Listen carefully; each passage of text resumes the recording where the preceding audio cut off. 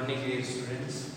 गायत्री विद्या मंदिर उच्च माध्यमिक विद्यालय सांस्कृतिक यूट्यूब चैनल पर आप सभी का पुनः हार्दिक स्वागत। आज हम 7वीं क्लास के विज्ञान विषय का दूसरा पाठ डिस्कस करने जा रहे हैं।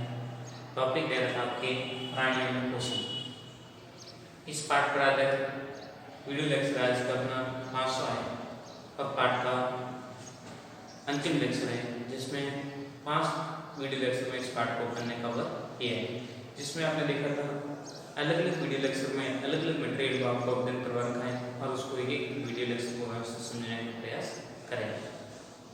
तो प्राणियों में पोषण का प्रोसेस आप देखते हो, कई प्रकार के जीव जंतु और पेड़ पौधे होते हैं और सभी में क्या देखने मिलती है, डायरेक्ट इनडायरेक्ट कई प्रकार की भिन्नता देखने को मिलती है।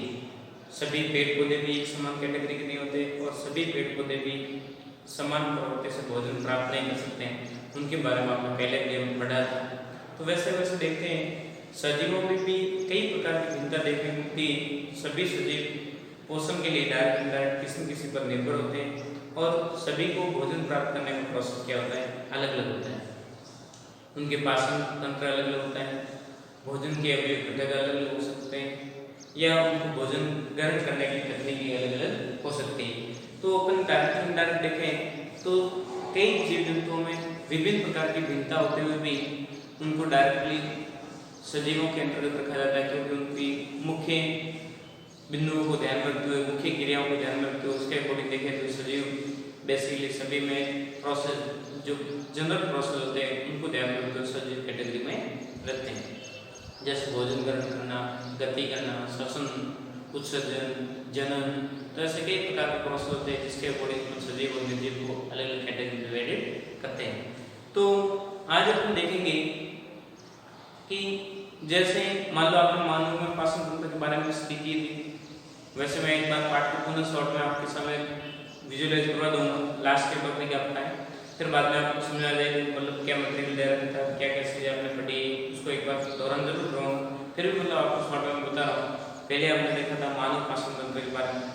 तो मानव पाचन तंत्र का क्या प्रोसेस था, मनुष्य किस प्रकार से भोजन कहाँ से ग्रहण करता है, कहाँ से भोजन की सप्लाई होती रहती है, भोजन के लिए आवश्यक कौन कौन से घटक होते हैं, संतुलित भोजन क्या होता है, असंतुलित भोजन क्या होता है। मान लो असंतुलित भोजन खाने से छोटों बच्चों में या बड़ों में कई प्रकार के पेट से संबंधित प्रॉब्लम हो जाती है, दस्तें लगना, भोजन का पाचन नहीं होना बताया जा रहा है। अशुद्ध भोजन आपने मान लो खा लिया है या किसी प्रकार दूषित भोजन आपने खा रखा है तो उससे क्या होता है, पेट खराब होने की संभावना रहती है। उस वजह से मान लो ऐसी कंडीशन जनरेट हो रही है, तब उसके लिए मैंने आपको बताया था ORS घोल बना के बच्चों को देना उचित माना जाता है।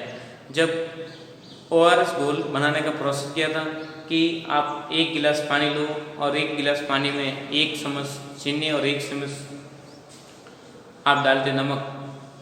पहले पानी को गर्म कीजिए, गर्म करके ठंडा करके 1 चीनी नमक और 1 चीनी शक्कर डाल के फिर उसको आप पूर्ण रूप से डिजोल्व करके फिर बाद में उसको आप पिलाते हैं तो मरीज़ को डायरेक्ट इनडायरेक्ट क्या मिलता है, दस्त लगने से उसको फ़ायदा मिलता है। क्यों? क्योंकि डायरेक्टली मान लो दस्त लगने से उसकी बॉडी में कई प्रकार के खनिज लवण तथा जल की डायरेक्ट इनडायरेक्ट क्या हो जाती है, कमी। तो उस कमी को आपूर्ति ORS घोल के माध्यम से की जा सकती है। फिर बाद में आपने देखा था शाकाहारियों के बारे में किस प्रकार का प्रोसेस होता है, उसको भी आपने समझने का प्रयास किया था। तो सभी को एक बार मैं पुनः दोहराऊंगा, परंतु पहले अपना टॉपिक आज का टॉपिक है अमीबा में पोषण की प्रक्रिया किस प्रकार से संपन्न होती है या अमीबा में स्वभरण एवं पाचन का प्रोसेस क्या होता है, उसको अपन डिस्कस करते हैं। आप जानते हो अमीबा क्या होता है, एक कोशिकीय जीव होता है। एक कोशिकीय जीव का मतलब आपका यहाँ पे क्या तात्पर्य, एक कोशिकीय और बहुकोशिकीय। देखते हैं आप सजीवों को कोशिका की संख्या के आधार पर 2 कैटेगरी डिवाइड कर रखा है। जिनके शरीर का निर्माण केवल एक कोशिका से होता है उसको बोलते हैं एक कोशिकीय जीव, और जिनके शरीर का निर्माण एक या एक से अधिक कोशिका से मिलकर बना होता है, भिन्न भिन्न कार्य करने के लिए भिन्न प्रकार की कोशिका होती है, उसको अपन बोलते हैं बहुकोशिकीय। अमीबा की एक कोशिका के द्वारा पूरे बॉडी में जितने प्रकार की रिएक्टिविटी होती है, जितनी भी क्रिया होती है वो एक कोशिका द्वारा संपन्न की जाती है। परंतु अपने मनुष्य शरीर की बात करें तो मनुष्य शरीर में भिन्न भिन्न प्रकार की कोशिका होती है, उनके सभी के कार्य भी क्या होते हैं भिन्न भिन्न, सभी प्रकार की कोशिका भिन्न भिन्न प्रकार से कार्य करती हुई व्यवस्थित रूप से कोई मतलब जैसे आपको बताया जाए कि आँख देखने का कार्य कर रही है, मुंह बोलने का काम करता है, ऐसे चलने में आपको सहायता प्रदान करती है, आमाशय से भोजन को स्टोर करती है। तो सारे बॉडी के अलग अलग पार्ट अलग अलग कोशिका से मिलकर बनाता है और अलग अलग कार्य संपन्न करते हैं। परंतु अमीबा एक कोशिका होने की वजह से वो सारा एक ही कोशिका द्वारा जितने भी कार्य या एक्टिविटी होती है वो एक कोशिका द्वारा ही संपन्न की जाती है। आगे देखते हैं, अमीबा एक कोशिकीय जलीय जीव है। जलीय जीव मतलब पानी में रहने वाला। जलाशय में आप देखोगे तो पानी में जलीय जीव के रूप में देखा जाता है अमीबा। एक कोशिकीय तो होता है और उसके साथ में कहाँ पाया जाएगा? जलाशय, समुद्रों में या कहीं पे भी आप कैसा भी पानी हो उसमें आप डायरेक्ट इनडायरेक्ट लवणीय या अलवणीय दोनों पानी में अमीबा सूक्ष्म जीव के रूप में देखा जा सकता है।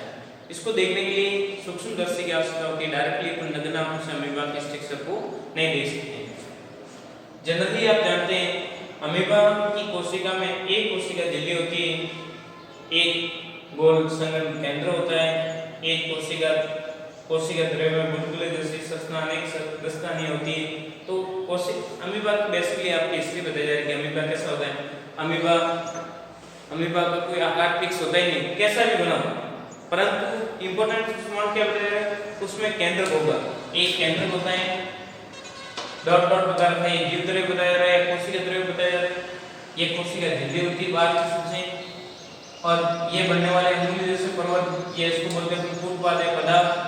और ऐसे लिखा जाए डॉट डॉट ऐसे बड़े बड़े व्यक्ति का टाइप, उसको बोलते हैं प्रदर्शनी।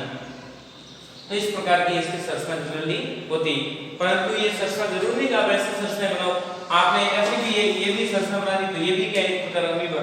तो अमीबा की किसी भी प्रकार की आकृति कोई फिक्स नहीं होती। आकृति जैसे रिक्वायरमेंट के अनुसार अमीबा आकृति अपनी क्या करता है बदलता रहता है दिमाग में। तो देखिए अमीबा एक कोशिकीय जलीय जीव है। अमीबा की कोशिका में एक कोशिका झिल्ली होती है, एक संघनित केंद्र पाया जाता है, कोशिका द्रव्य बुलबुले जैसे संरचना देखे तो उसको बोलते हैं रसदानी है। अमीबा अपनी आकृति नियंत्रित बदलता रहता है। आकृति क्या करेगा? वो नियंत्रित बदलता रहता है। जैसा परिवेश मिलेगा उसके अनुसार वो आकृति अपनी क्या करता है परिवर्तित करता है, बदलता है। इसके अकॉर्डिंग अपन देखते हैं तो अमीबा की कोई आकृति फिक्स नहीं, जैसा परिवेश होगा उसके अनुसार वो क्या हो जाएगी बदल जाएगी। आगे देखते हैं एक या एक से अधिक अंगुली जैसे पर्वत निकलते हैं जिन्हें क्या कहते हैं पदार्थ कहते हैं। जो अंगुली जैसे अलग अलग प्रकार की संरचना आपके बनी हुई दिखाई देती है ये क्या कहलाएगी आपके पदार्थ। या जिसको अपन कृत्रिम भाषा में अमीबा क्या बोलते हैं कृत्रिम पाव। क्या बोलते हैं? कृत्रिम पाव, पैर का काम करते हैं। पदार्थ का मतलब पाव का काम करने का कार्य करते हैं। और ये पदार्थ अमीबा में विशेष करके महत्वपूर्ण कार्य करते हैं। एक तो गति करने में सहायता प्रदान करते हैं और दूसरा भोज्य पदार्थों को क्या कहते हैं एब्जॉर्ब करने में मुख्य भूमिका निभाते हैं। इसको पदार्थ होते हैं वो गति और भोजन की प्रक्रिया में विशेष भूमिका सहायता प्रदान करते हैं। ये पदार्थ होते हैं बॉडी के किसी भी भाग में पदार्थ बन सकते हैं। ऐसे नहीं कि किसी भी तरफ बने, किसी भी भाग में जैसे रिक्वायरमेंट होगी उसके अनुसार आप अपने आप बॉडी से क्या निकलते पर्वत अंगुली जैसे संरचना निकलती रहती है और फिर बाद में मूवमेंट गति भी कर सकता है और भोजन के अकॉर्डिंग वो आगे भोजन को एब्जॉर्ब करने में भी भूमिका निभा सकता है। अब तो ये तो आपके बेसिकली प्रोसेस हुआ, बेसिकली अवधारणा हुई या बेसिक अमीबा की संरचना के बारे में आपको हिस्ट्री बताई कि अमीबा किस प्रकार का प्रोसेस करता है। अब आपके आएगा अमीबा के पाचन का प्रोसेस किस प्रकार से संभव होता है उसको अपन स्टडी करने जा रहे हैं। तो देखिए पहले आप एक बार पूरे मैटर का स्क्रीनशॉट ले लीजिए, फिर बाद में अपन डिस्कस करेंगे कि अमीबा में भोजन किस प्रकार से ग्रहण करता है, भोजन क्या हो सकता है, उसको अपन डिस्कस करेंगे। दिमाग बात रहेगी, जनरल आपको सिंपल पॉइंट है उसको आपको याद रखना है। हो गया होगा स्क्रीनशॉट। अब मैं मैटर को रब कर रहा हूँ। देखिए आगे आप देखते हैं अमीबा मर सूक्ष्म जीवाणु या कई प्रकार के छोटे जीवाणु को या मर सड़े गले कार्बनिक पदार्थों को भोजन के रूप में क्या कहते हैं ग्रहण करने का कार्य करता है। अब भोजन पदार्थ को ग्रहण कैसे करेगा? तो उसके लिए जिस तरफ सर्वप्रथम क्या करता है अमीबा सर्वप्रथम खाद्य पदार्थ की और पदार्थ को क्या करता है फैलाता है। मान लीजिए आपके भोजन का स्रोत यहाँ पे खाद्य पदार्थ के रूप में, तो अमीबा यहाँ पे बैठा है तो पहले वहां से क्या करेगा अपनी बॉडी से ऐसे पर्वतों को भोजन की तरफ क्या करेगा फैलाएगा। ऐसे क्या करेंगे जैसे मान लो भोजन आपके सामने रखा हुआ है तो अपन क्या करेंगे पहले भुजा को ऐसे क्या करेगी, उसकी तरफ ऐसे फैलाएगी। फिर बाद में भोजन को चारों तरफ से घेर लेगा अपने भुजा के द्वारा, पदार्थ द्वारा। भोजन क्या आ जाएगी, सेंटर में आ जाएगी। जैसे ही भोजन सेंटर में आ जाता है तो आंतरिक झिल्ली, कोशिका की आंतरिक झिल्ली द्वारा ऐसे हार्मोन को स्राव करती है, ऐसे हार्मोन स्राव करने एंजाइम स्राव करती है, जिससे ये आंतरिक झिल्ली क्या हो जाएगी, नष्ट होके भोजन को अंतःग्रहण हो जाता है। भोजन को अंतःग्रहण कर लेगी और वहां से झिल्ली क्या जाएगी, फट जाती है, झिल्ली क्या जाएगी, घट जाएगी और डायरेक्ट पूरी बॉडी पे इस प्रकार से जनरेट हो जाती है।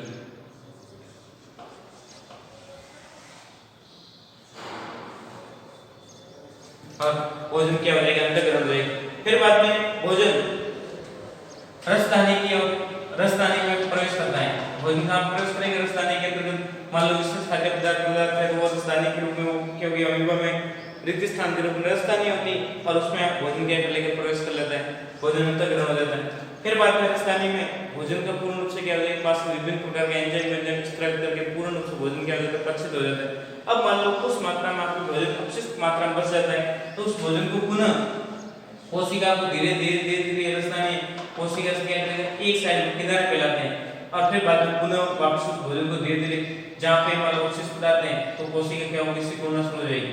धीरे धीरे कोशिका क्या होगी, सिकुड़ेगी और धीरे धीरे खाद्य पदार्थ को वापस क्या करेगी, कोशिका फट के खाद्य पदार्थ को बाद में न्यूट्रलाइज कर लेता है। तो इस प्रकार से हम देखते हैं कि अमीबा में विशेष प्रकार का कोई पाचन तंत्र नहीं होता है, नॉर्मल सा प्रोसेस होता है। कूटपाद द्वारा एक भोजन को ग्रहण करना, गति करना, सारा काम कूटपाद पे उन पे डिपेंडेंट करता है। तो बात दिमाग में रहेगी, अमीबा मृत जीवाणु या सड़े गले कार्बनिक पदार्थों को भोजन के रूप में क्या करते हैं, अंतःग्रहण करने का कार्य करते हैं। कई प्रकार के मृत सूक्ष्म जीवाणु या कई प्रकार के कार्बनिक पदार्थ है उसको अंतःग्रहण करते हैं। अमीबा सर्वप्रथम खाद्य पदार्थ की और पदार्थ को फैलाकर भोजन को ग्रहण करते हैं और भोजन कोशिका के माध्यम से अंतःग्रहण किया जाता है और रसदानी में भोजन को संग्रहित करके पाचित किया जाता है। रसदानी में स्टोरेज करके भोजन का क्या करेंगे, पूर्ण रूप से पाचन करेंगे, पाचित किया जाता है। पाचित करते हैं करके अपशिष्ट पदार्थ को कोशिका से बाहरी वातावरण में निष्कासित करता है। फिर बाद में मान लो अपशिष्ट पदार्थ है तो वो कोशिका से पुनः धीरे धीरे बाहरी वातावरण कोशिका सिरे पे आएगा और कोशिका धीरे धीरे सिकुड़ जाएगी और वहां से पदार्थ क्या हो जाएगा, अपने आप न्यूट्रलाइज होता हुआ बाहर निष्कासित हो जाता है। तो इस प्रकार से आपने देखा अमीबा एक कोशिकीय होते हुए भी किस प्रकार से अपने बॉडी को मेंटेन करता है, उसके बारे में आपको स्टडी करवाए। इंपॉर्टेंट बात यह है कि अमीबा में अलैंगिक जनन होता है, लैंगिक जनन अमीबा में देखने को नहीं मिलता है। लैंगिक जनन की प्रक्रिया अमीबा में नहीं होती। क्यों? क्योंकि अमीबा में अलैंगिक जनन से आपका क्या तात्पर्य कि मान लो इसमें अलैंगिक जनन का मतलब जितने अमीबा को आप छोटे छोटे पार्टीशन को मान लो कट कर लोगे तो अमीबा के प्रत्येक पार्ट से नया अमीबा जनरेट हो जाता है। आपने मान लो अमीबा क्या करते हैं, छोटे छोटे भागों केंद्र को मान लो सेंटर में रख के अलग अलग भागों में से क्या कट कर दिया, जितने भागों में उसको कट किया तो उसके प्रत्येक भाग से नया अमीबा क्या हो जाता है, विकसित हो जाता है। अमीबा क्या हो जाता है, नया विकसित हो जाता है। परंतु क्या अपनी बॉडी को ऐसे कट करने के बाद में अपनी बॉडी से नए मनुष्य बन सकते हैं क्या? पॉसिबल नहीं है। अपने प्रोसेस लैंगिक जनन का प्रोसेस और उसके माध्यम से नई संतान को उत्पन्न कर सकते हैं, परंतु अमीबा में ऐसे लैंगिक जनन का प्रोसेस होता भी नहीं। उसको बॉडी को जितने पार्ट्स में आप कट कर दोगे, जितने भागों में बॉडी डिवाइडेड होगी उतने नए अमीबा क्या हो जाते हैं, ऑटोमेटिकली जनरेट हो जाते हैं। तो ये सिंपल सा प्रोसेस आपने देखा अमीबा के बारे में। अमीबा क्या गुण है, किस प्रकार से कार्य करता है, क्या इसकी विशेषता होती है, तो उसके बारे में एक एक चीज को आपने व्यवस्थित रूप से समझा। फिर आगे अपन देखते हैं तो कई प्रकार के ऐसे विभिन्न प्रकार के जीवाणु होते हैं, कई प्रकार के ऐसे यूग्लिना जीवाणु शैवाल, तो उनमें भी कई प्रकार के भोजन अंतःग्रहण करने का भिन्न भिन्न प्रोसेस होता है। तो जीवों के बारे में, प्राणियों में पोषण का प्रोसेस किस प्रकार से संपन्न होता है उसके बारे में आपने व्यवस्थित स्टडी की और आपको समझ में आता है कि अलग अलग प्राणियों में पोषण की प्रक्रिया क्या होती, अलग अलग होती। तो दिमाग बात रहेगी। एक बार पुनः मैं अमीबा को पूरे मैटर को आपको डिवाइड करवा रहा हूँ और फिर बाद में एक बार पाठ के मुख्य मुख्य बिंदुओं को अपन वापस प्रीविष्टि के रूप में शॉर्ट में आपको बताऊंगा। देखिए, अमीबा एक कोशिकीय जलीय जीव है। क्या बताया? अमीबा एक कोशिकीय जलीय जीव है। अमीबा की कोशिका में एक कोशिका झिल्ली, एक गोल संघनक केंद्रित कोशिका द्रव्य में बुलबुले के समान अनेक रसदानियां देखने को मिलती है। अमीबा अपनी आकृति नियंत्रित बदलता रहता है, जैसा परिवेश होगा उसके अनुसार अमीबा अपनी आकृति को बदलता रहता है। ये अमीबा की कोशिका से एक या एक से अधिक अंगुली के समान पर्वत निकलते हैं जिन्हें पदार्थ कहते हैं या कृत्रिम पाव के नाम से जाना जाता है। कृत्रिम पाव या पदार्थ भोजन को ग्रहण करने तथा गति करने में अमीबा में सहायता प्रदान करते हैं। अमीबा पोषण का प्रोसेस किस प्रकार से करता है उसके बारे में बताएं। अमीबा मृत सूक्ष्म जीवाणु या मृत सड़े गले कार्बनिक पदार्थों को क्या करता है, एब्जॉर्ब करता है। सड़े गले कार्बनिक पदार्थों को अंतःग्रहण करता है। अमीबा सर्वप्रथम खाद्य पदार्थ की ओर पदार्थ को फैलाता है, भोजन को घेरता है, फिर बाद में कोशिका झिल्ली के माध्यम से भोजन को अंतःग्रहण किया जाता है। कोशिका झिल्ली धीरे धीरे हटेगी अंदर से और भोजन क्या हो जाएगा अंदर, और फिर बाद में इस प्रकार से अंतःग्रहण किया जाता है। रसधानियों में पूर्ण रूप से भोजन का पाचन हो जाता है और अवशिष्ट पदार्थों को पुनः कोशिका से बाह्य वातावरण में निष्कासित करता है। कोशिका क्या होगी, सिकुड़ेगी और भोजन क्या आ जाएगा, अवशिष्ट पदार्थ बाहर निकल जाते हैं। अमीबा बात की जा रही है, अमीबा में अलैंगिक जन्म देखा जाता है। अमीबा में कैसा जन्म होता है, अलैंगिक जन्म का प्रोसेस देखने को मिलता है। तो इस प्रकार से ये था आपका पार्ट। एक पार्ट को पुनः शॉर्ट में मैं आपको मुख्य बिंदु को आपको डिस्कस करते हुए चलते हैं। देखिए, प्राणियों पोषण के बारे में आपको पूछे तो प्राणियों पोषण की सबसे पहले परिभाषा आपको याद रहे, पोषण किसे कहते हैं। फिर बाद में भोजन के आधार पर जंतुओं को कितनी कैटेगरी में डिवाइड कर रखा है, संतुलित भोजन की परिभाषा क्या है। उसके बाद में मनुष्य में भोजन का प्रोसेस किस प्रकार से, मनुष्य भोजन ग्रहण किस प्रकार से करते हैं, भोजन के लिए पाचन तंत्र मनुष्य में विकसित होता है। तो मानव पाचन तंत्र का विस्तार रूप से समझाइए, तो उस पर आपको दिमाग बात रखना। मैंने आपको व्यवस्थित रूप से उसको इसलिए करवाई कि मनुष्य में पाचन तंत्र के मुख्य अलग विभाग है, कौन कौन से भागों को उसको आपको एक एक भाग के कार्य सहित आपको मैटर दिमाग में होना चाहिए। फिर बाद में जंतुओं में पोषण के बारे में आपने देखा कि जीव जंतु अपना भोजन किस प्रकार से करते हैं। उसमें आपने देखा था शाकाहारी जंतुओं में आपने देखा कि गाय भैंस ज़्यादातर घास को खाती है और घास को पाचन करने के लिए उसमें विशेष प्रकार की जुगाली का प्रोसेस होता है, जो रोमंटन में अपचित खाद्य पदार्थ को रखती और फिर बाद में बार बार उसको जुगाली करके छोटे छोटे अवयवी पार्टिकल में डिवाइड कर देती है और वही अवयवी आगे अंधनाल में जाके पूर्णतः पाचित हो जाते हैं। अंधनाल शाकाहारी जंतुओं में देखने को मिलती है, जबकि मांसाहारी जंतुओं में अंधनाल नहीं पाई जाती।